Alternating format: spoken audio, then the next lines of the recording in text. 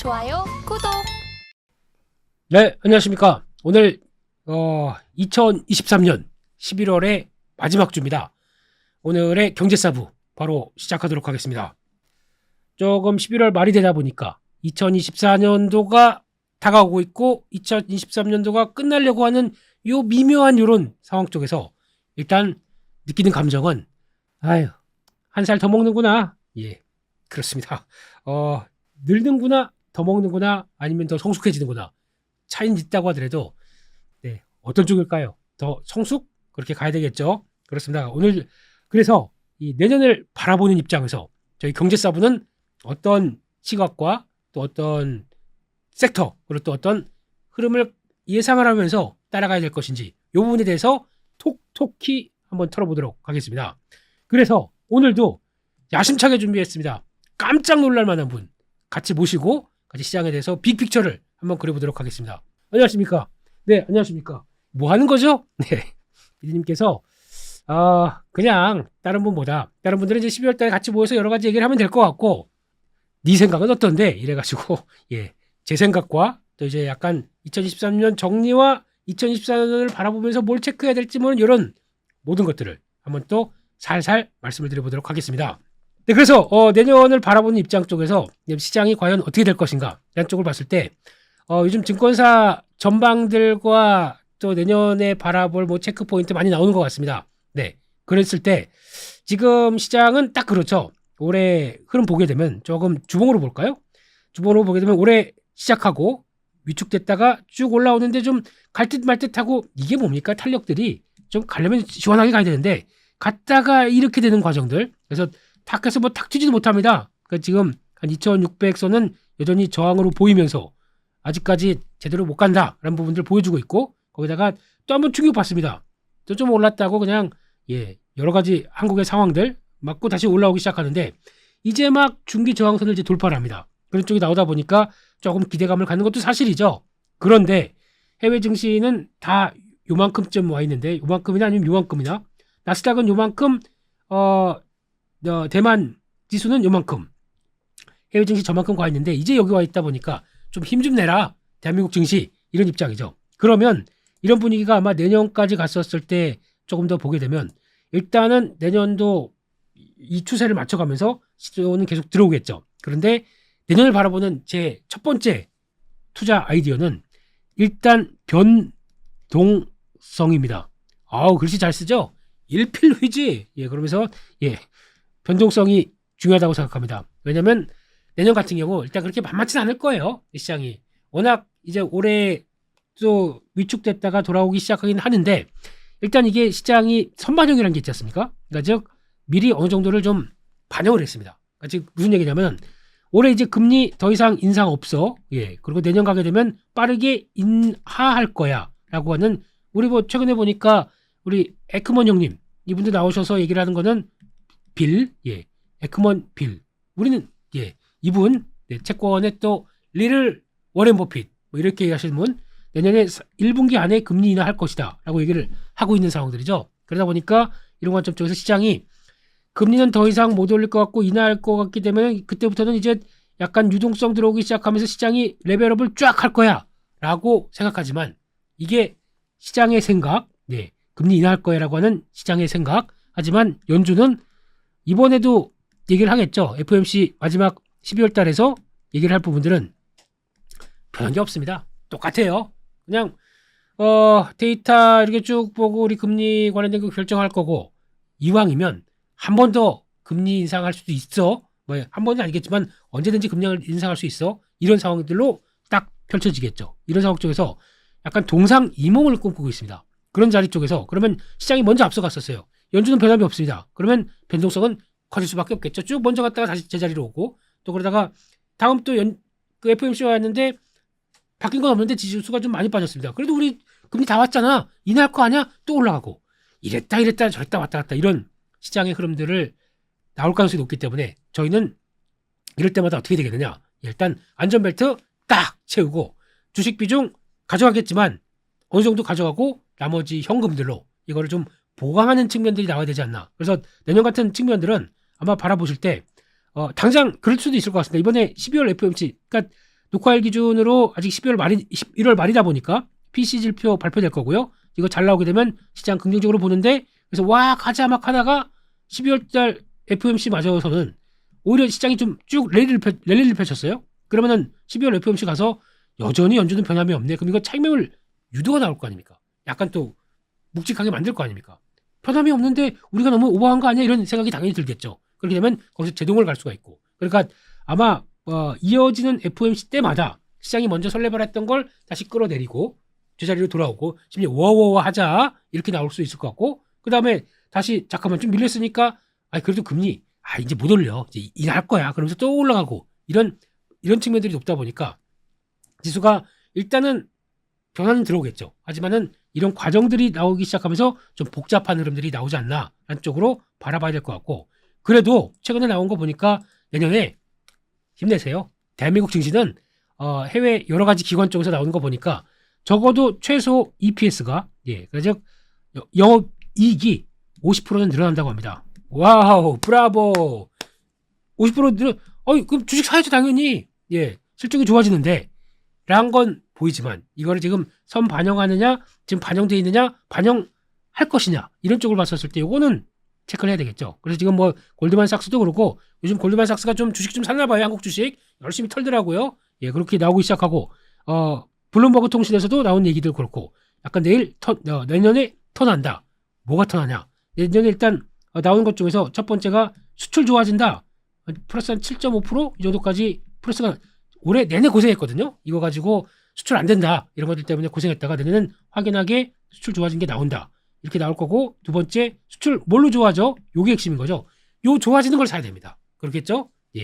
근데 일단은 반도체 이게 턴하기 시작하면서 대한민국의 이익 구조를 많이 변하게 할 것이다 라는 쪽이죠. 그러면 이것만 본다고 하더라도 내년은 좀 해볼 만한 게임이 되겠는데 그러면 삼성전자, SK하이닉스 그러면 이런 구조가 나왔다. 그러면 반대로 반도체 내년에 좋아지면서 이렇게 나올 거라고 보는데 왜 안 가요?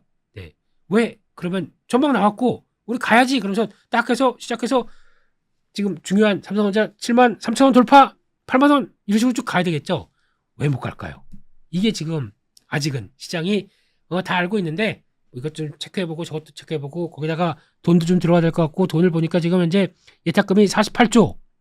여기 정체 이렇게 되면은 뭔가 또 빡 불타오르는 게 없잖아요. 예전에 2,500선 들어오게 되면은 최소 50조는 됐었습니다. 이때 지난번에 올해 초 같은 경우 보게 되면 이렇게 왔다가 안 좋았었죠. 작년 연말은 분위기 아주 더러웠습니다. 그러다가 올라오다가 요쯤 됐을 때 2,500선 근접되게 되면 이때 예탁금이 50조가 됐었어요.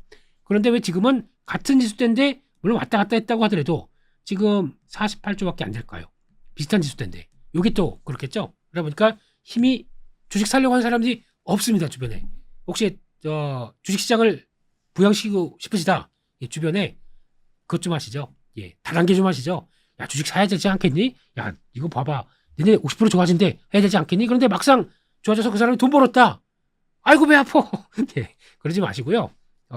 같이 투자의 저변을 높이는 거 참 좋을 것 같죠. 그래서 결론적으로 이런 시장의 힘도 보강돼야 될 것 같고, 거기다가 시장을 바라보는 그래서 또 한쪽에 대한 탄력들을 계속 체크해야 될 것 같고 하긴 하겠지만, 지금 일단은 내년을 바라보는 입장 쪽에서 일단 그런 여러 가지 시장에 또 미리 반영하는 측면들이 있고, 그걸 또 반영하다가 제동도 걸리고 하는 이런 모든 측면을 보게 되면 제가 보기에는 일단 뭐 그렇다고 제가 뭐 증권사처럼 하단부 얼마 상단부 얼마 뭐 해봐야 잘 틀립니다. 근데 이번에 보니까 증권사에서 나오는 분위기 보니까 되게 늦었어요. 이번에 내년에 대한 여러 가지 복잡한 상황이 있다 보니까 뭐 지금 10개 증권사 흐름들 보니까 중구난방입니다. 상단부 하단부에서 예전 같은 경우는 거의 비슷했어요. 형님 거기 그 하우스에서 얼마 쓸 거예요 이번에? 그 3천이요? 알았어요. 그리고 하단부는요? 저도 비슷하게 할게요. 이랬었습니다 다들. 근데 지금은 이제 통화가 안 되나 봐요. 아니면 다른 것 보든지 되게 왔다 갔다 하더라고요. 그래서 그런 걸 본다고 하더라도 전혀 일단 참고는 안 합니다만, 그래도 제가 보는 거는 일단은 시장에서 변동성이 커질 것이라는 건 이제 첫 번째. 두 번째는 지수 범위는 제가 별로 중요하게 생각 안 합니다. 어차피 뭐 제가 뭐 ETF를 사서 뭐 인버스 가자, 뭐 고버스 굿버스 가자, 레버리지 가자 이렇게 얘기하는 사람도 아니고 그거보다는 내년에 돈은 항상 저희는 ETF를 매매를 그렇게 많이 해본 측면도 없어요. 만약에 하려면은 그냥 선물 옵션으로 했던 사람이기 때문에 그러고 싶지는 않을 거고 그렇게 되면은 아마 내년은 시장이 출렁이면 나와도 큰 틀에서 압박이 좀 커지는 않을 것이다 라고 하게 되면 일단 내년 같은 경우 제가 예측보다 전략을 말씀드릴게요. 내년에 일단 50% 정도는 주도 섹터에 하나 들어가시고 주도 섹터 네 그리고 나머지는 30% 정도는 그런 쪽 있죠. 이제 실적 개선되고 그러니까 주도 섹터가 아니지만은 사보고 싶은 종목들 이거 실적 관련된 섹터 이거 한번 사보시고 항상 현금은 가져가셨으면 좋겠습니다. 가져가시고 이걸 어떻게 쓰시냐면은 그것도 이제 시장 분위기 이렇게 나쁘지 않고 빠질 것 같지 않다 그러면 이것도 쓰세요. 써서 이런 쪽으로 돌아가세요. 하지만 더 들어갔다가 시장이 좀 올라와서 약간 좀 설레발을 치는 것처럼 금리나 이번처럼 예, 금리나 한 대 뭐 한 대라고 해서 시장이 약간 그래? 라고 할 정도까지 되게 되면 여기 들어갔던 거 줄이세요. 과감하게 줄이셔가지고 이쪽도 주도 섹터도 좀 줄이고 이쪽도 줄이고 현금도 줄이고 올라갈수록 점점 줄여가지고 현금도 약간 뭐 30% 40% 만들어 놨다가 다시 위축이 돼서 출렁인다.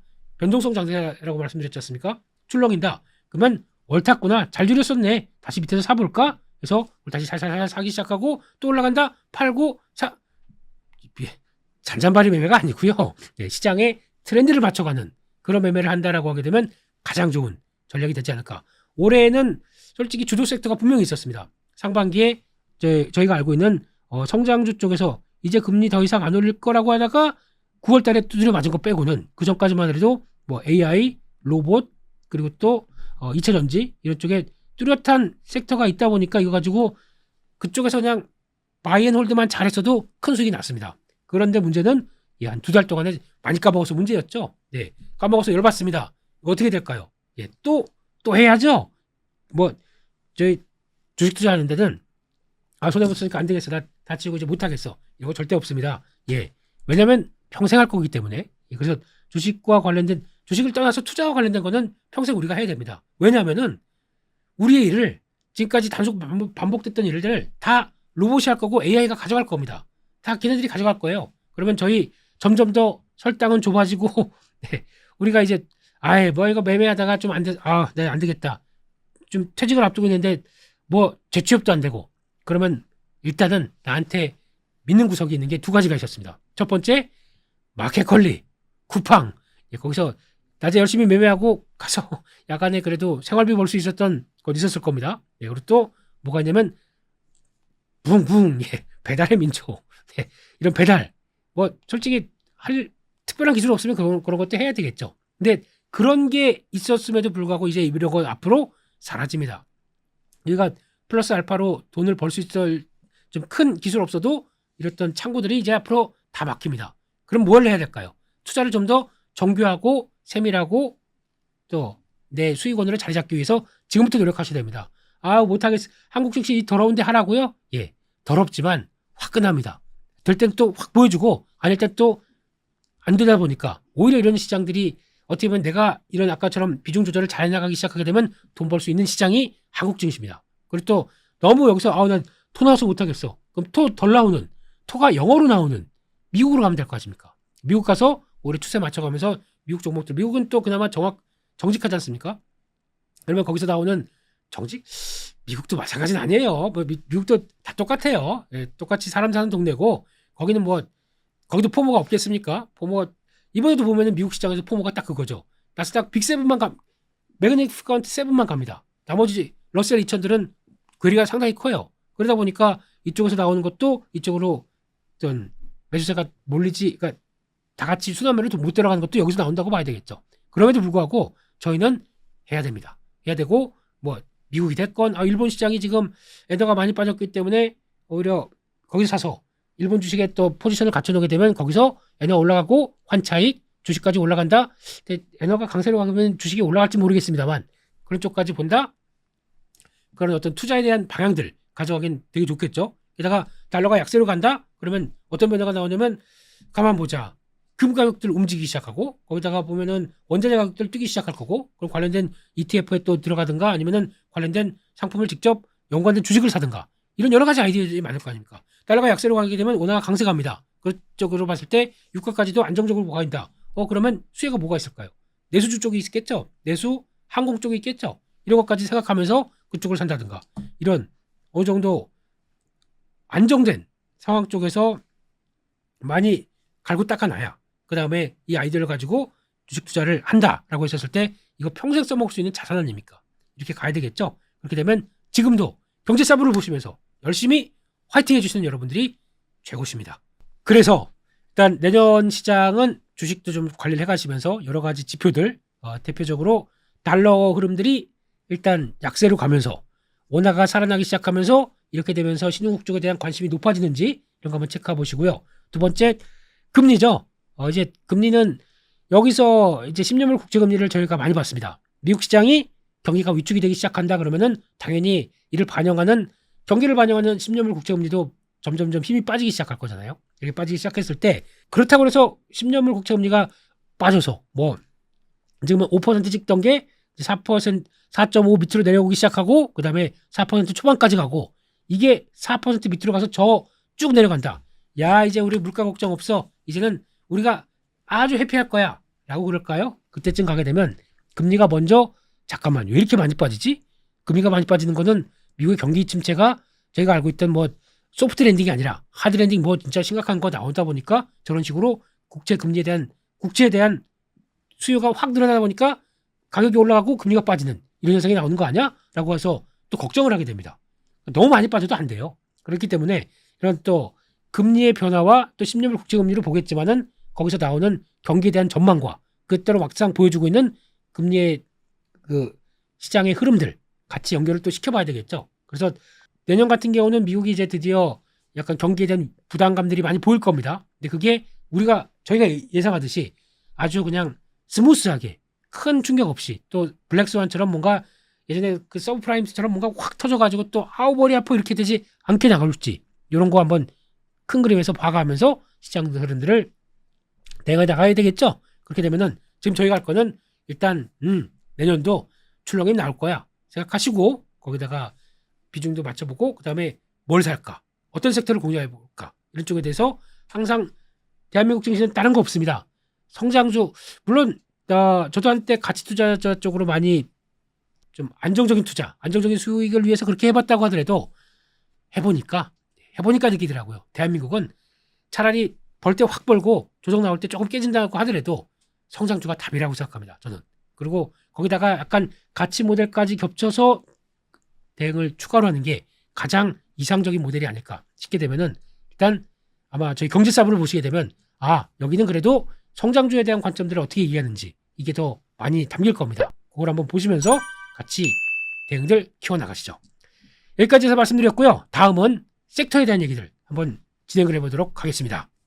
이번에는 아까 시장의 큰 그림들을 한번 지켜봤다라고 하게 되면 다음은 섹터에 관련된 내용들 뭘 봐야 될 것이냐 뭘 사야 될 것이냐라고 하는데 대한민국의 어떤 시장의 구성을 봤었을 때는 다 아시는 것처럼 일단 두 가지가 떡하니 차지하고 있습니다. 뭐냐면은 시가총액 상위 종목 한번 볼까요?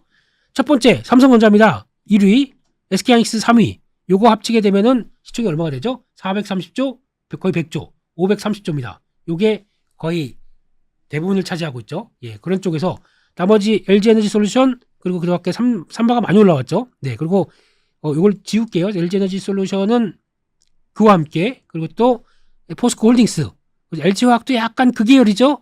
이렇게 되면은 반은 또 2차전지 쪽이다 보니까 이거 합치게 되면은 35조 그리고 75조 합치게 되면은 100조, 175조. 그러니까 1번이 타자가 반도체고 2번 타자가 2차 전지가 될 수밖에 없는 구조로 되어 있죠. 이 중에서 뭐가 제대로 작동을 못한다. 시장이 지수가 탄력을 받는데 제한이 돼갑니다. 그 밖에 또 볼까요? 나머지 뭐가 있는지 삼성바이오로직스 바이오가 있습니다. 바이오가 있는데 이거는 한 50조 되다 보니까 약간 맞긴 맞는 것 같은데 그렇다고 뭐 50조라고 하게 되면 큰 폭의 변화를 끌기는 어렵겠죠. 그 밖에 현대기아가 이렇게 싹 있습니다. 그러면 시가총액 10위 안에 볼만한 종목들은 일단 세 번째까지 구성을 한다라고 하게 되면 거의 반도체, 2차전지, 자동차 그리고 또 하나 뭐 네이버까지 합친다 그러면 인터넷 플랫폼 이쪽까지 거의 다가 이렇게 구성이 되어 있습니다. 딱 볼게요.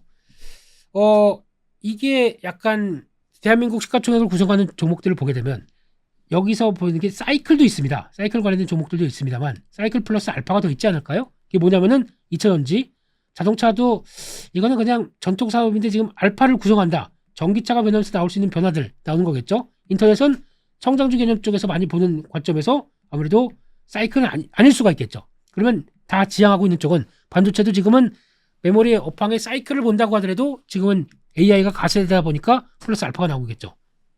플러스 알파. 요게 핵심입니다. 대한민국 시장에서는. 그러니까 시가총액 상위 있는 종목들이 있다고 하더라도 사이클을 보인다고 하더라도 플러스 알파에 대한 성장을 얼마큼 더 보여줄 수 있을 것이냐 라는 부분들이 가세되면 그게 딱 몸으로 받고 주가는 반응 쫙 이렇게 나오는 그림이죠.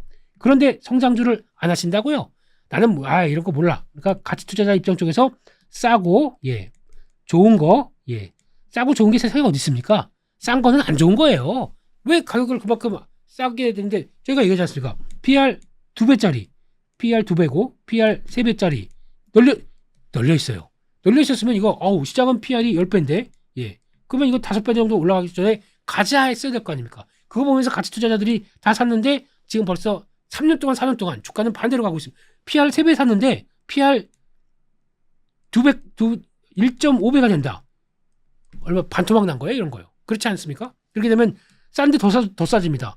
싼 거 아는데 그거 너만 아니? 우리 다 알아. 근데 안 가. 왜? 라고 하게 되면 성장이 없다고 보기 때문에 그런 거죠. 그럼 반대로 저희가 보통 얘기하는 PR이 20배 있습니다. 20배짜리 저 고평가인데 비싸서 못 사. 왜 20배를 줄까요? 시장에서. 그러면 이게 나중에 가보게 되면 지나고 나서 보니까 이게 80배 갑니다.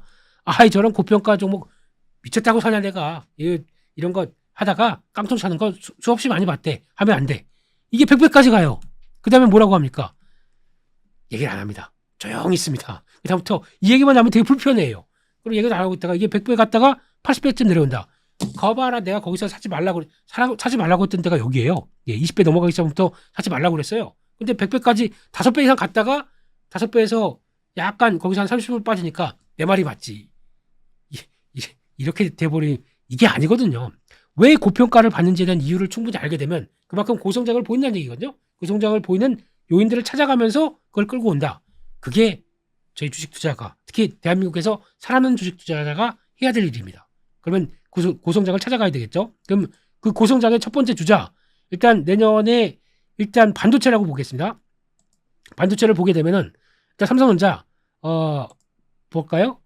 올해 다 살아냈고 재고 엄청 많고 반도체 업황이 이제 저점에서 막 끌어올리면서 이렇게 나오기 시작했던 이런 상황들인데 못 갑니다. 딱 가로막힌 게 업황 올라오게 되면 이제 이것도 주가도 가겠지. 그래서 7만 3천 원대 여기 넘어가게 되면 8만 5천 원대 가겠지, 9만 원대 가겠지. 갈 수도 있습니다. 근데 갈만할 때 이런 탄력 가지고 나 그냥 일이나 열심히 하겠다. 열심히 일하고 와서 봤더니 주가 7만 3천 원대. 이제 8만 전자 가나? 또 열심히 출장 갔다가 다 하고 와서 부장님께 결제 받고 또 와서 한 달 동안 열심히 일하고 봤더니 여기 와 있습니다. 뭐야 이거. 왔다 갔다 이렇게 되면 투자할 만 납니까? 네. 그래서 오히려 차라리 바라보는 게 하게 되면 SK하이닉스가 더 낫지 않을까라고 바라보는 게 그런 이유고 확연히 다르죠. 한번 레벨업을 빠르게 해서 들어온 자리들 요거 한번 잘 볼게요. 일단은 일반적으로 사이클을 움직인다라고 하게 되면 사이클 쪽으로 봤었을 때 과거에 예전에 그거 한번 볼까요? SK하이닉스 2016년도에 저점이 얼마인지 아세요? 네.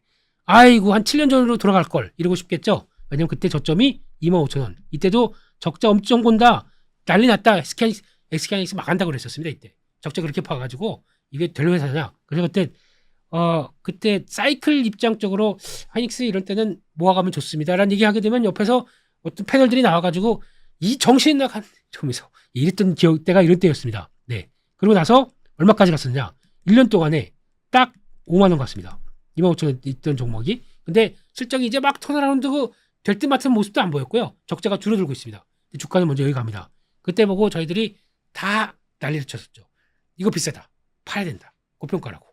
어디까지 간지 아십니까? 그 다음에 18년대 고점까지 나와서 딱 들어가서 18년대 넘어가면서 그때 10만 원 찍었습니다. 네.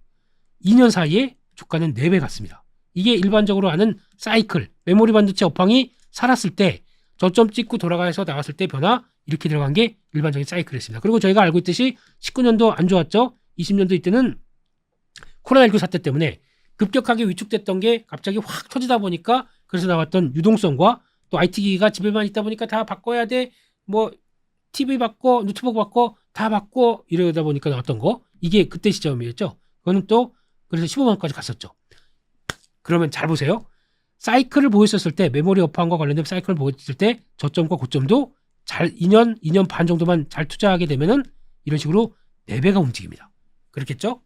4배 움직인다. 그럼 이번에 SK하이닉스 저점을 볼까요? 네. 저점을 보게 되면은 사이클과 관련된 쪽입니다. 이번에 적자 많아서 진짜 이것도 망할 것 같다라고 했던 저점이 73,100원이었습니다. 이거는 모르겠고 한 75,000원으로 볼게요. 그러면 대충 저점대 75,000원대 보고 아까 사이클 타고 다음으로 갔었을 때 거의 뭐 4배 정도 나왔었죠. 그러면은 이번에 지금 1년 정도쯤 저점 찍고 1년 정도쯤 끝났을 무렵에 지금 13만 원입니다.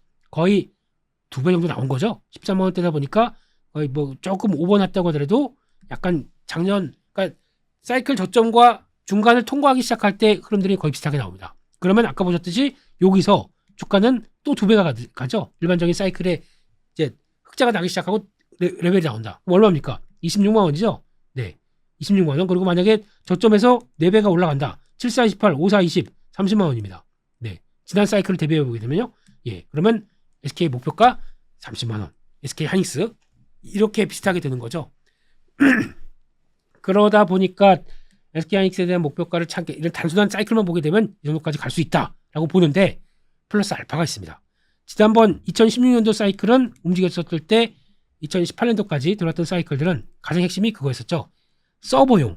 그러니까 즉 다들 회사들이 다 애플도 그렇고 애플까지 같은 경우도 그랬습니다. 우리 서비스 쪽 하려고 하게 되면 우리 자체적으로 어떤 플랫폼을 만들어 놓고 거기다가 또 클라우딩 만들어 놓고 하면서 나왔던 아마존 그때 페이스북 이 대기업들 모두 다 서버를 늘리다 보니까 그쪽에서 나왔던 서버용 DRAM 쪽이 폭발하기 시작하면서 이거에 호황을 맞았습니다. 그전에는 뭐였었죠? 스마트폰이었습니다. 이런 식으로 뭔가 하나가 플러스가 가세되기 시작합니다. 이번에는 뭘까? 이번 사이클은 다 아시죠? AI입니다. 네. 이런 게 하나 가세돼서 움직임이 탁 치고 움직이기 시작한다. 이런 식으로 갑니다. 자, 그러면 SK하이닉스 지금 현재 13만 2천 원. 내년 연말에 얼마가 될까요? 저희 경제사부 똑같이 방송하는 2024년 말 얼마가 될까요? 네. 그때 26만 원, 30만 원, 여기까지입니다. 네. 이게 바라보고 있는 빅픽처 사이클의 변화와 AI가 가세돼서 나오는 HBM이 뭔지도 모르겠고 뭐 되게 좋은 거래 비싸고 좋은 거 이렇게 쭉 사가지고 어떻게 된대 저는 이런 거 잘 모른다고 하더라도 사이클만 본다 결정하실 게 다가오고 있습니다. 그러면 이게 그래서 또 관련돼서 이어가는 종목 중에서 지금 얘기 나오는 거 AI가 바꾸기 시작하면서 나왔던 변화. 그러니까 예전 같은 게 되면은 반도체는 전공정 종목들이 탄력 있게 많이 갔었습니다. 왜냐면 업황 사이클 돌다 보니까 전공정 들어가고 그다음에 후공정 들어가고 거기서 뭐 재료 부품주 뭐 이러면서 하는데 이게 더 탄력이 컸습니다. 이번 사이클은 아닙니다. 후공정이 더 중요합니다. 왜냐면 AI가 패키지가 돼버렸잖아요. 패키징. 그러니까 즉 무슨 얘기냐면 DRAM이 있습니다. 이거 하나만 납품되는 게 아니라 DRAM을 쭉 샀습니다. 그래가지고 이거 GPU 딱 찍고 HBM 올리고 같이 기판에다가 올린 다음에 인터포저 끼고 거기다가 이상 없는지 테스트하고 나오는. 그러니까 즉 패키징과 그리고 또 테스트가 역할이 중요하다 보니까 이거를 이어가는 후공정이 중요하게 돼버렸죠. 이번에 HBM 관련주들 대부분 보세요. 전공정이 많습니까? 전공정도 몇 개 있겠지만 후공정 관련주가 훨씬 더 많습니다. 이게 시장을 끈다라는 가장 중요한 핵심이니까 그렇겠죠.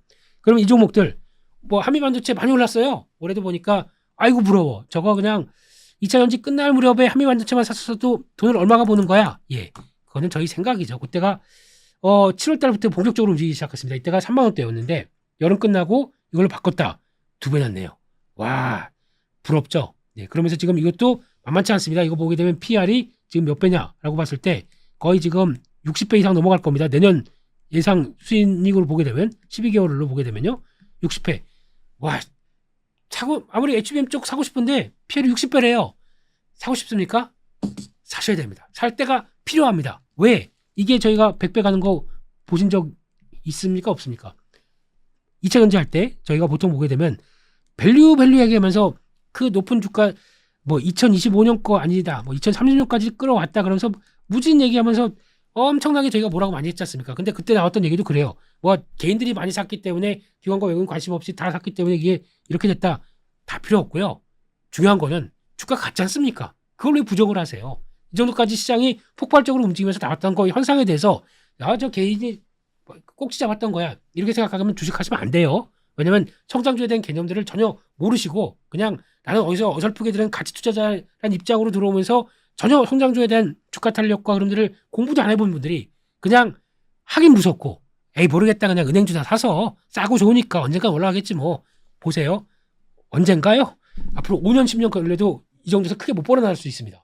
그런데 그 사이에 성장과 관련된 종목들 2차 전지건 뭐 어떤 HBM 관련 쪽이건 뭐 하나만 붙게 되면은 그만큼 폭발적인 성장을 보이면서 주가가 끌어오고 있는데 그래도 은행주 하시겠다고요?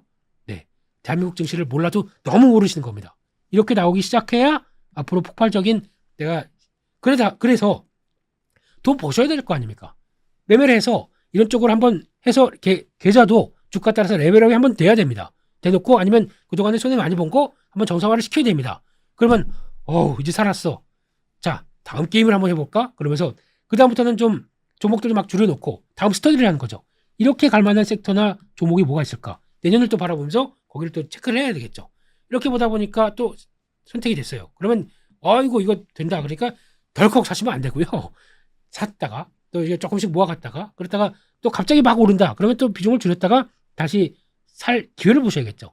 안 주고 그냥 간다. 그냥 두세요. 거의 무리하게 쫓아가지 마시고요. 어차피 초기 국면 쪽에서는 쫙 움직였다가 또 이게 뭐 많이 올라가게 되면 또 주르륵 내려오고 하는 이런 현상이 나올 거거든요. 그렇기 때문에 이런 거 보시면서 내가셔야 될 것 같고 이렇게 되게 되면은 성장주에 되는 개념 특히 HBM 쪽도 정확하게 보게 되면 내년에 이제 올해 그러니까 지금 HBM이 많이 뜨기 시작한 걸 들어본 제가 언제십니까? 보통 5월달, 6월달에 개념 나오기 시작하고 9월달부터 HBM이 이런 거구나라고 알기 시작하고 그때부터 막 나오기 시작하면서 잠깐만 이거 많이 필요한데 특히 엔비디아가 지금 실적이 확 늘어나기 시작하면서 우리 이거 GPU를 잘 팔고 있다. 여기저기서 다 달라고 그런다. 그러면서 나오기 시작한 5월달에 거의 50% 이상 성장하기 시작하고 흐름이 나온다. 그러면 이때부터 저희가 알기 시작한 거 아닙니까? 그러면 이때부터 메모리 반도체 업체들도 잠깐만 이거 엔비디아를 중심으로 장난이 아닌데 야 캐파 늘리자라고 하면서 나온 게 SK하이닉스도 안 되겠다. 6조가 아니라 10조까지 늘리겠다. 그쪽에 대부분이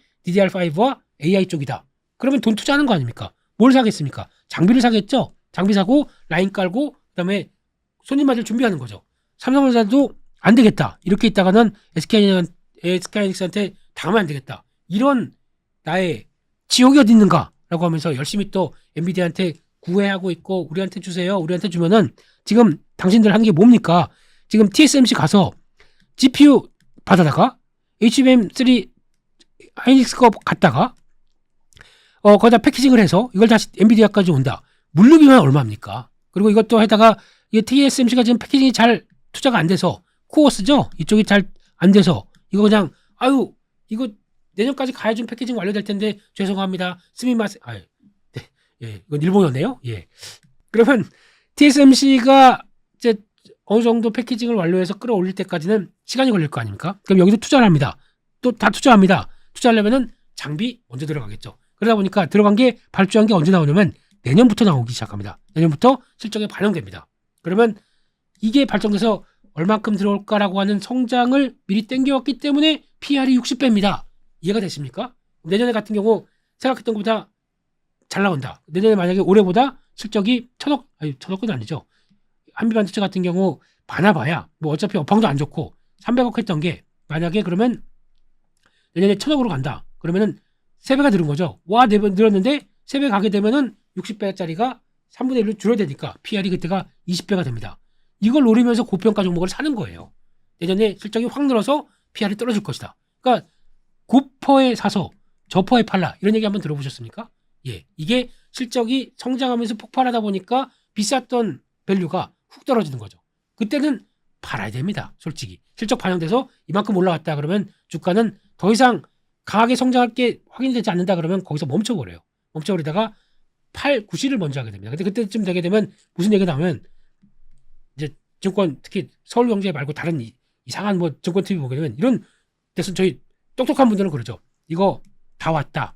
그런데 이 사람들은 뭐냐면 다른 정권 방송에서 뭐라고 그러냐면 아니 영업이익이 3배까지 늘어났는데 이제부터 시작 아니냐 이렇게 하지만 네, 그때 주가는 멈춰 있다고 하게 되면 낌새를 차리셔야 됩니다. 아 성장이 폭발적으로 성장한 게 끝났구나. 대한민국 증시는 주식은 반영을 다 했구나. 이렇게 미리 생각하셔야 됩니다.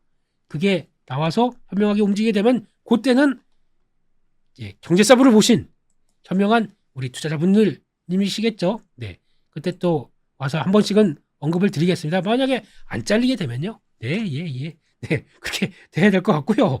네, 그런 쪽에서 봤을 때 반도체 쪽은 뭘 봐야 되는지 좀 더 말씀을 드렸습니다.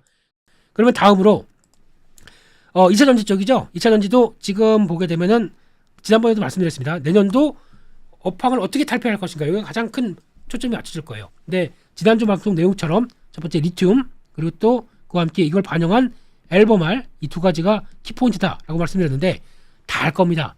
리튬은 지금 이 정도 가격쯤 되면은 특히 중국 업체들이 한계에 왔을 겁니다. 거의 한계에 왔고 야 이거 그러면 잠깐만 이렇게 싸졌는데 이 정도쯤이면 리튬 업체들이 한계가 왔고 이렇게 쌌는데 더 안 빠질 것 같으면 야 지금이 제일 쌀 때야 사재기가 들어갑니다. 가격 반등 나오겠죠. 그리고 거기다가 가동률을 지금까지 계속 리튬 광산업체들도 아니 그렇게 싸게 내보내게 되면 장사가 되겠습니까? 가동률 떨어뜨립니다. 이게 균형이 맞다가 재고가 확 줄어드는 게 점점 줄어들면서 업체들이 이제 싼 가격에 많이 살려고 하겠습니다. 그러면 그때부터는 반응이 나오겠죠.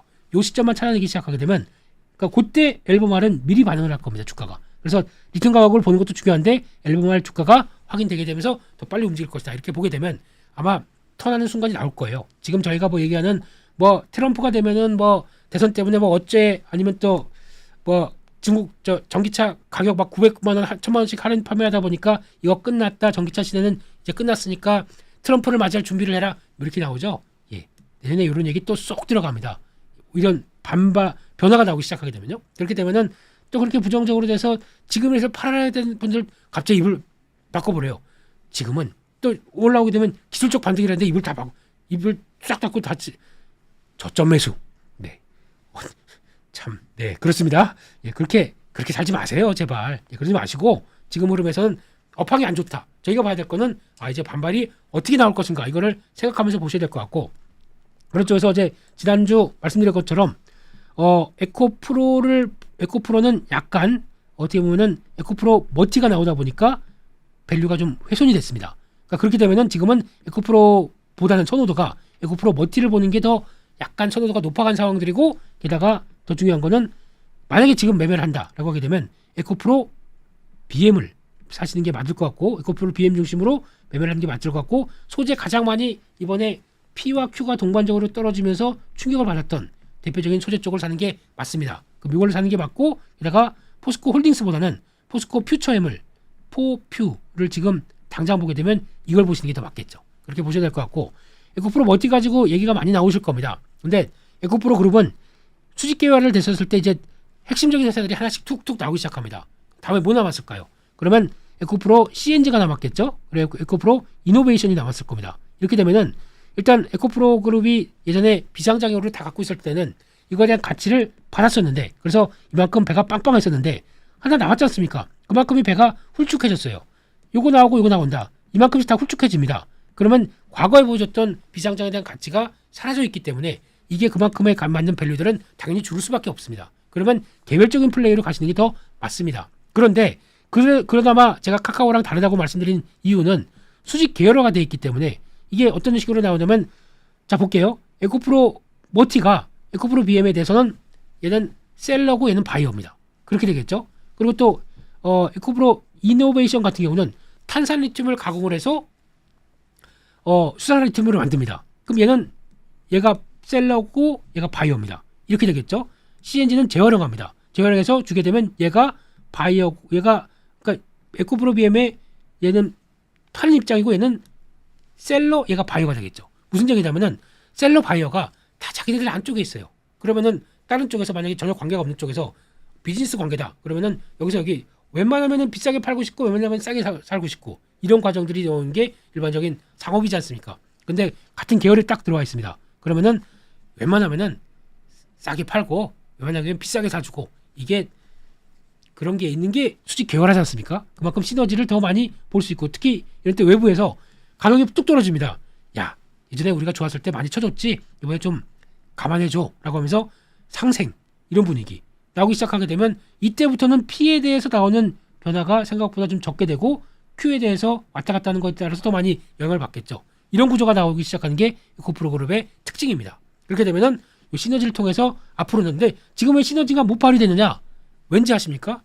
증설 투자가 다 안 돼 있어요. 지금 제대로요. 빡 해야 됩니다. 이번에 에코프로 머티 같은 경우도 만약에 혹시나 인기가 지금 이렇게 없을 때가 아니라 한 6개월 전만 나왔어도 바로 시장에서 지금 벌써 이만큼 가격까지 들어왔을 거고요. 그때 바로 그 목표했던 년간 지금 5만 톤에서 2025년까지 25만 톤 맞출 거를 벌써 상장 차익으로 다 해결했을 겁니다.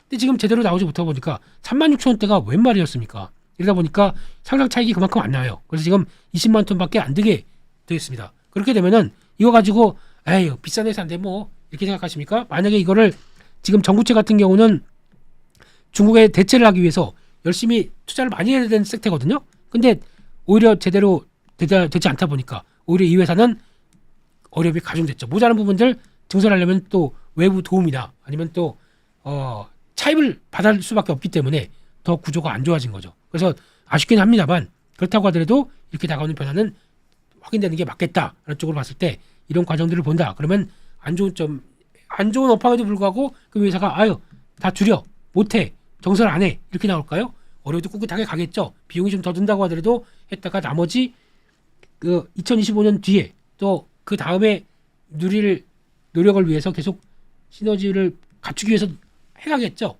근데 그런 시점 쪽에서 안 좋은 때다. 이거를 아시고 그 다음에 변화를 끌어가시는 게 좋지 않느냐. 그런 쪽에서 안 좋을 때 어떻게 해야 될까요? 이런 점들은 아까 말씀드린 것처럼 어느 정도 시그널이 나온다. 이쪽도 보셔야 됩니다. 하지만 지금 쪽에서 성과가 지금 당장 나온다. 이거는 지금 당장 나오는 성과가 아니에요. 2025년 가서 설비 투자가 완료됐을 때 이만큼 크는 걸 볼 겁니다. 그럼 시간이 좀 더 걸리겠죠. 그러면 그거를 대비한다라고 하게 되면 2024년 같은 경우는 일단 반도체 쪽에 먼저 무게를 두세요. 바로 턴에서 확보가 될 걸 보이다 보니까 그러면은 일단 지금 만약에 비중을 쓴다라고 되면 반도체가 7이 맞을 겁니다. 그때 2차전지 지금 물려서 보이려는데 뭐 비중이 어쩌고 저쩌고 그냥 두세요. 어차피 확인되고 난 다음에 올라올 걸 생각한다. 그런데 만약에 이쪽은 다 들어가 있는데 반도체가 없다 그러면 이거는 비중 좀 관리를 하셔야 되겠죠. 그래서 반도체 쪽도 챙기시면서 아니 2차전지가 물론 좋긴 좋은데 반도체도 같이 움직여요. 그러니까 2차전지만 간다 그러면은 반도체 소외된 상황에서 한국 증시에 또 약간 왜 절름발이 같은 모습들이 나올 겁니다. 그렇게 되는 것보다 둘 다 움직이는 게 가장 좋겠죠. 그런 쪽에서 가장 먼저 모멘텀이 나오고 좀 더 확실하다 그러면 이쪽이 시장이 먼저 볼 겁니다. 그러니까 이쪽을 7, 2차전지는 3 정도로 보다가 2차전지가 시그널이 나왔다. 그럼 이쪽으로 또 돌아가야 되겠죠. 확인이 됐다 그러면 2차전지를 또 늘려가야 되겠죠. 이런 과정을 보면서 먼저 변화가 나오는 것들은 반도체를 보시면서 하는 게 맞겠다. 이렇게 말씀을 드리겠습니다. 그건 한번 볼게요.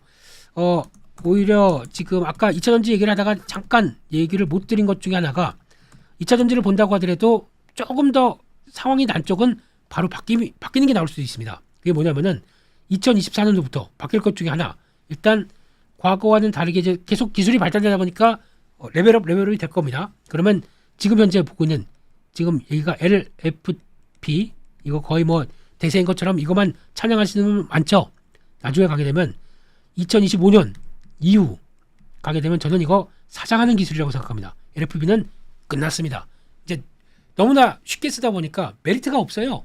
지금 같은 경우에 이제 전기차 끌어올리기 위해서 가성비 높기 위해서 이런 거 많이 쓰는데 겨울만 한번 지나보세요. 네, 생각이 바뀔 겁니다. LFP 만든 전기차의 가장 약점이 뭐냐면 히터 때문에 그렇습니다. 겨울에 히터 떼느라고 계속 열을 주고 있는데 그러면 갖고 있던 그러니까 효율이 떨어질 수밖에 없겠죠. 히터 올라가고 나머지들은 동력을 쓸 게 확 빠지고 그러다 보니까 겨울에 취약하다는 얘기가 거기서 나오기 시작하는 것도 또 하나의 변화라고 봐야 되겠죠. 그렇게 되면은 이쪽은 사장하는 기술입니다. 그리고 지금 쓰는 이제 NCL 이 기술이 레벨업되고 이걸 대체하는 기술이 또 나올 것 같아요. 그걸 이제 다음 국면을 준비하겠죠. 또 투자를 막 또 하겠죠. 그러면 이게 또 핵심이 올 겁니다. 그래서 지금 많이 보는 게 전고체다. 뭐 아니면 나트륨 배터리다. 아마 중국은 이쪽으로 갈 것 같아요. LFP4 다 너무 흔한 기술 나트륨 쪽으로 갈 것 같습니다. 왜냐면 싼 거 가지고 싼 걸 뭘 뚝딱뚝딱 만들어야 될 쪽으로 바라보다 보니까. 근데 아마 이 나트륨 같은 경우는 해봐야 지금 LFP보다는 더 안 좋아요. 에너지 효율이. 밀도가 지금 NCM 계열 같은 경우 지금 240에서 300kg per 단위를 까먹었습니다. 문과다 보니까요. 예, 그런데 LFP 180, 나트륨 배터리 160도 안 됩니다. 차이가 이렇게 많이 나는데 이거 갖고 한다고요? 예, 멀었습니다. 아직은요. 둘 다 멀었습니다. 근데 그러면 이거 거의 기술 가지고 강점이 없다고 하게 되면 이쪽에 대해서 내년부터는 2024년부터는 이게 강화될 기술들이 나오기 시작할 겁니다. 그게 뭘까요? 첫 번째가 실리콘 음극재. 이게 어떤 식으로 가이드라인이 나오냐면 이번에 이용 나오기 시작하는 테슬라의 사이버트럭과 함께 사이버트럭에 우리 4680 쓸 거야. 배터리죠. 좀 더 두꺼워지고 높아졌습니다. 4680이요. 죄송합니다. 예. 이렇게 나올 거야 라고 하는 이게 대세입니다. 여기 들어가는 기술들이 조금 더 부각을 받을 겁니다. 그 중에 하나가 실리콘 음극재가 들어갑니다. 이거 들어가고 겉에를 더 이상 팽창하지 않게 딱 안정적으로 만들어준다. CNT 도전제죠. 이게 들어갈 겁니다. 이쪽이 더 내년에 좀 봐야 될 쪽이 아닐까 싶습니다. 그러면 아마 거의 수율 잡고 하는데 보게 되면 2024년도 말이면 거의 LG에너지솔루션 양산이 들어갈 것 같고, 파나소닉은 열심히 하다가 지금 정체를 보이는 것 같은데 아마 파나소닉이 투자하는 속도를 봐서는 테슬라가 마음에 안 들을 것 같습니다. LG에너지솔루션 쪽으로 거의 확대기 시작하면서 변화가 나올 것 같고, 그러면 실리콘 음극재, CNT 도전제 보셔야 되겠죠. 그쪽에서 변화가 나온 종목, 첫 번째가 뭐 대주전자 재료, 아니면은 또 뭐 제이오 같은 종목이 있죠. 이것도 도전제 쪽의 강자, 이런 종목들 보시고, 나노 신소재도 있는데 투자를 좀 잘해서 그만큼에 맞춰가겠느냐, 요게 관건인데 생각보다 적극적인 투자가 좀 덜한 것 같아요. 그렇게 되면은 좀 효율적으로 보게 되면 제이오가 부각받나 이런 쪽에서 좀 눈길은 가는데, 이거는 좀 더 지켜봐야 되겠습니다만, 새롭게 떠오르는 쪽도 다시 보자, 이런 쪽도 봐야 될 것 같고요. 그래서 첫 번째 말씀드린 게 2차전지 쪽에서도 약간 다른 소재가 움직일 수 있다. 뻔한 거 별로 안 좋아하잖아요. 시장이 새로운 것들 좋아한다. 그러면 이게 될 수 있겠다라고 봐야 될 것 같고, 여기까지 해서 섹터와 관련된 얘기 두 가지 추측 한번 말씀을 드렸고요. 다음은 그래도 뭔가 허전해요. 그냥 가면은 좀 그렇지 않습니까? PD님께서 그냥 가시게요? 이렇게 하실 것 같아서 그래도 봐야 될 섹터가 뭐가 없을까? 이거 한번 또 추가로 말씀을 드려보도록 하겠습니다. 네, 다음으로는 지난 시간에 2차 전지와 또 반도체를 신나게 얘기를 해봤습니다. 그러면은 그 다음에 뭘 봐야 될까요? 라고 했었을 때 볼만한 섹터가 뭐가 있을까? 라는 쪽에서 먼저 강조를 드리고 싶은 거는, 저는 세 가지를 말씀을 드리겠습니다.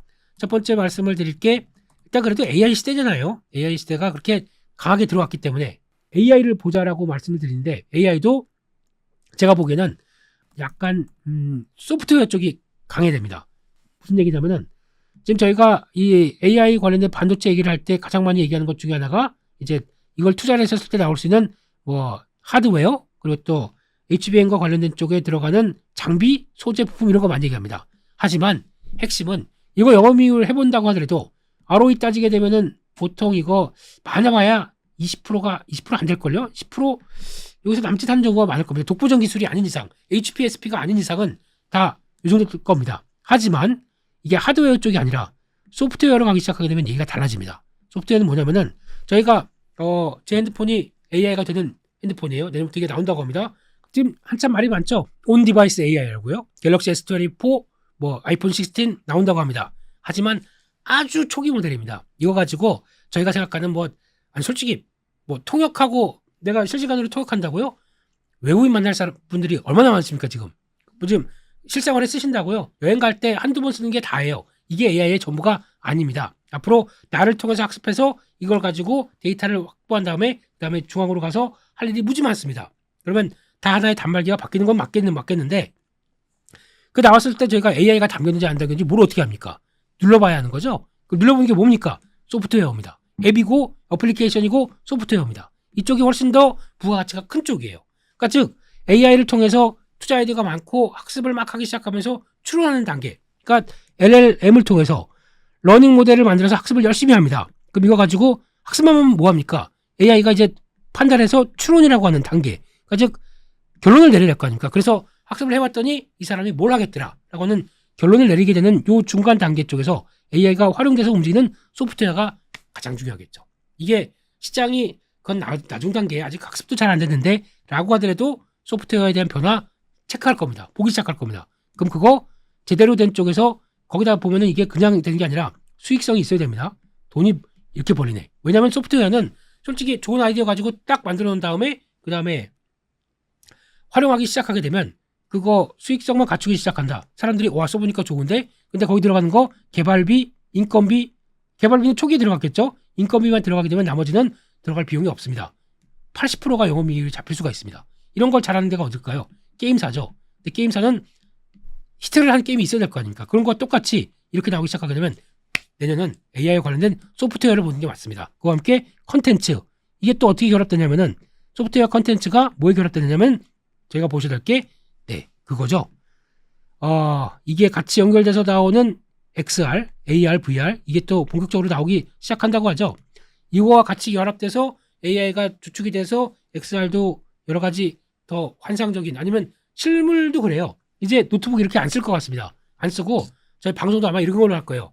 자 여러분 다 같이 XR 기기 7번 채널 켜세요. 그러면 저 보이시죠? 하이 그래서 제가 이제 아예 서 있고 가상으로 서 있고 같이 채널로 들어와서 여러분들 다 계시면 와 아유 반갑습니다. 어우 여기 오셨네. 경제사부 지난주 잘 보셨죠? 지난주 얘기한 종목들 얼마나 좋아요. 그러면서 자 볼까요? 손 탁 하면 화면 쭉 나옵니다. 자 여기서 사시라고 그랬죠? 여기서 파는 거 아닙니까? 그러면 여러분들 와 이거 하고 있겠죠. 그러면서 뭐 별풍선 막 안 받습니다. 안 받아요. 아이, 수익 나면 됐죠. 뭐 이런 식으로 가게 되기 시작하게 되면 그런 콘텐츠, 소프트웨어 이게 다 믹스가 되기 시작하겠죠. 그래서 높은 수익성을 본다. 그러면 이런 게 앞으로 대세고 그게 봐야 될 저희의 궁극적인 막강의 성장성을 갖고 있다라고 되면 이쪽이 더 맞다고 봅니다. 요거 종목들 찾아가야 되겠죠. 그게 뭘까요?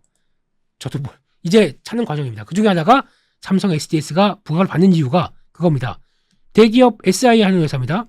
근데 딱 보다 보니까 삼성 SDS가 모든 삼성그룹 쪽에서 아주 쉬운 말로 전산, IT, 인터넷 관련된 시스템 통합 관련된 쪽을 모두 다 하고 있습니다. 그러면 그렇기 때문에 저기 주축이 됐는데 여기 밑에 있는 회사가 엠로라고 있죠.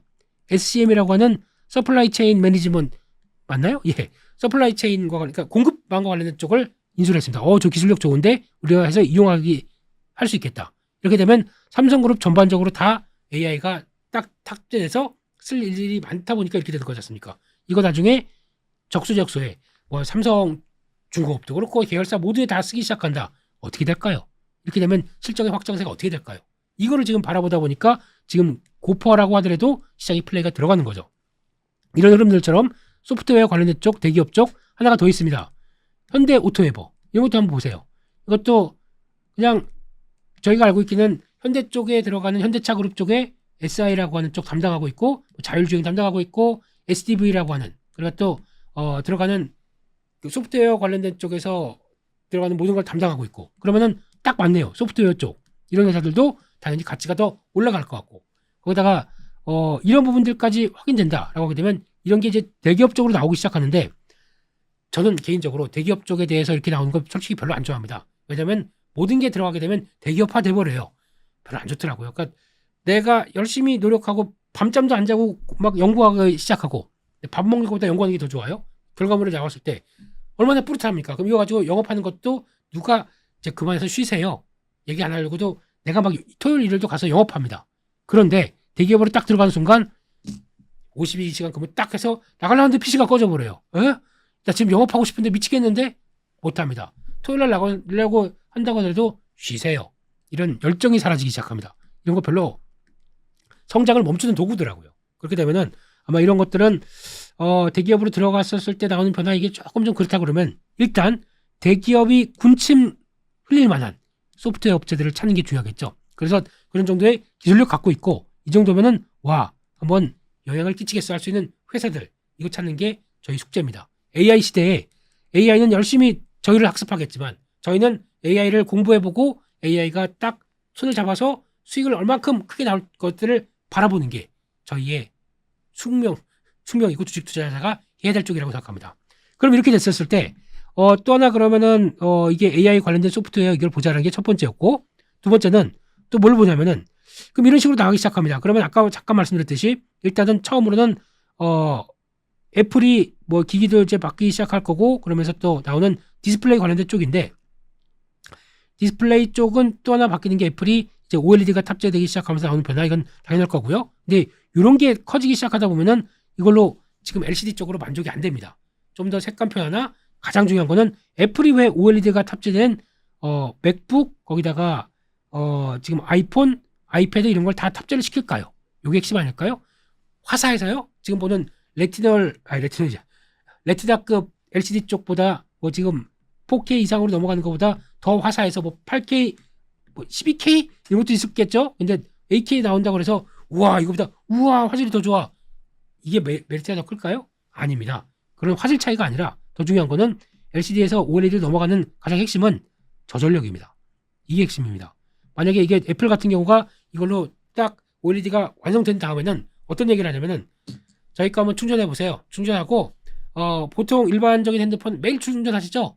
3일 갑니다. 이렇게 나올 겁니다. 그만큼 저전력에 따라서 대응할 게 훨씬 더 많아집니다. 이게 가장 큰 교체에 대한 메리트가 나오기 시작하는 거겠죠. 그러면 이게 바탕이 돼서 OLED가 바뀌기 시작하고 OLED가 또 어떤 쪽으로 확대되면 아까 말씀드렸던 XR, 뭐 AR, VR 뭐 이쪽들도 나오기 시작하게 되면 그게 원래는 OLED OS, 그러니까 요 실리콘 위에 바로 붙어 있는 겁니다. 이게 왜 가능하냐면 LCD 같은 경우는 발광체가 뒤에 있어야 돼요. 그러니까 그 백라이트가 있어야 됩니다. 백라이트가 있어서 뒤에서 빛을 비춰줘야 그걸 가지고 LCD가 빛을 구현할 수가 있게 됩니다. 그러면은 약간 판들이 TFT 들어가고 몇 가지 판들 들어가고 어떤 가림막 있고 하게 되게 되면 이만큼 두꺼워지잖아요. 그러다 보니까 전력 소모가 더 많은데 OLED는 그게 없지 않습니까? 바로 위에다가 발광체들 있지 않습니까? RBG, 레드, 블루, 그린 이게 있어가지고 이게 발광하기 시작하면서 발광이에요? 막 이런 거요? 예, 하기 시작하면서 색을 구현한다. 그만큼 이 층도 얇아지고 거기다 들어가는 전력 소모도 더 적고 이게 핵심이지 않습니까? 그러면 거기 딱 이게 만약에 LCD 같은 거 달아서 뭐 똑같이 들어간다고 하더라도 뭐가 중요하냐면 무게가 무겁고요. 거기다가 여기도 배터리가 들어가서 같이 들어갈 텐데 배터리 우와 못 충전하는데 딱 20분 지나니까 충전하십시오. 깨져버려요. 내 환상이. 이렇게 되면 안 되겠죠. 그럼 이것도 효율이 높아지니까 저전력이 여기서 필요한 게 올레도스라는 그런 쪽으로 나간다. 그럼 이쪽도 중요할 거고. 두 번째 뭐가 있습니까? 자동차 있죠. 요즘 보시게 되면은 요즘 나온 그랜저 보고 깜짝 놀랐습니다. 뭐 각스럽게 눈이 이렇게 찢어진 차 안에서 그런가 싶어서 타봤더니 아내가 눈은 찢어졌는데 헤드라이트는 찢어졌는데 안에는 확 이렇게 커졌더라고요. 이거 다 뭡니까?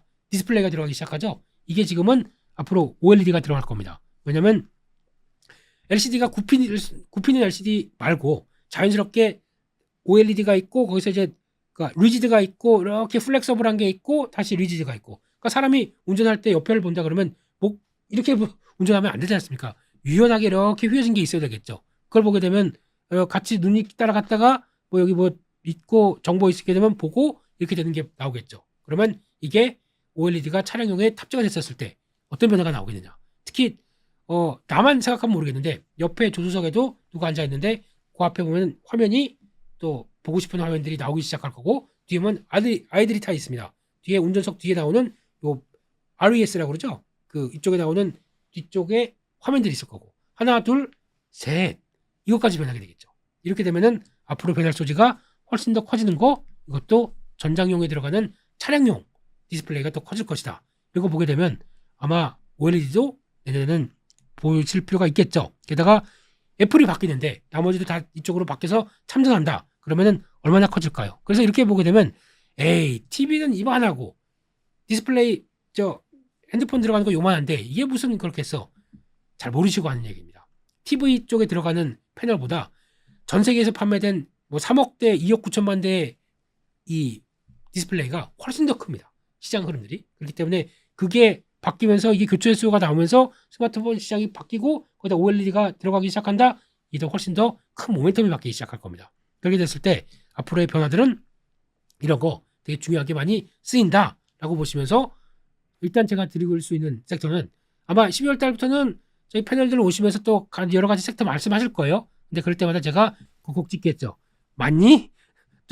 요거 이상한 얘기 나오면은 정말 그래? 이러면서 약간 들어갈 겁니다. 다 검증을 하겠지만 제가 보는 쪽에서는 이런 큰 아이디어들, 소프트웨어 그리고 또 이런 OLED 쪽 이쪽에 변화되는 것들도 한번 좀 생각해 보시면서 내년에 투자 아이디어 찾으신다면 딱 좋지 않을까 생각됩니다.